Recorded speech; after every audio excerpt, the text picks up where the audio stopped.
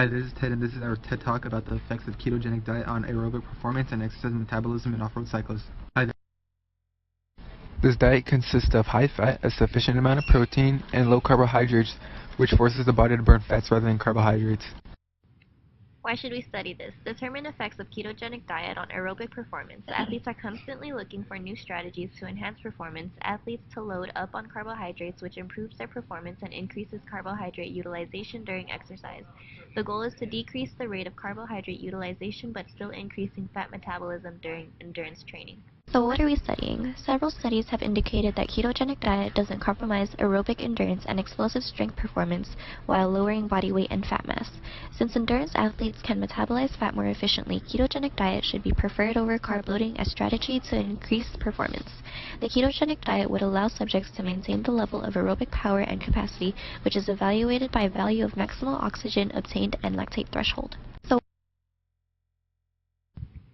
Scientific concepts where endurance-trained athletes delivers more blood and oxygen to working muscles due to higher cardiac output. Athletes also produce less lactate at same load due to higher lactate threshold. Both of these adaptive changes facilitate fat oxidation. Ketogenic diet is deficient in carbohydrates, so it provides an alternative fuel source for brain and muscles. Was done by 8 male subjects who were around the age of 28. They must have competed in off-road cycling with training experience at least 5 years and a maximal oxygen uptake of 55. It consisted of 2 distinct phases and was done during a period before the annual training cycle. Each phase lasted 3 days and was followed by 4 weeks of mixed or ketogenic diet. Athletes were randomly assigned to diet in the first month with a change of feeding procedure during the second month. Training protocol included works of high volume and moderate intensity with 1 week recovery between the 2-month dietary and training interventions without feeding restriction. Was done by 8.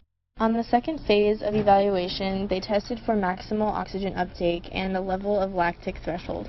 During the progressive test, they tested heart rate, oxygen uptake, and expired CO2. The lactic threshold was determined by Dmax method, which corresponds with maximal lactate steady state. Composition of diet was evaluated in both phases. So, some important things that were found during this research was that when subjects were on a ketogenic diet and worked out at a moderate intensity, it showed a lower lactate concentration but higher heart rate and VO2 max. It also indicated an increase in fat metabolism when they were working out at maximum loads, and another finding showed that after 15 minutes of maximum performances, there was a lower plasma lactate concentration. It showed improvements in VO2 maxes and lactate threshold. However, explanations for these findings could be explained by lower muscle glycogen stores and reduced activity during the 4-week diet. Is ketogenic diet effective? The diet proved most effective during the athlete's off-season. The study proves that ketogenic diets can improve endurance in training but decrease the ability to perform at a high intensity.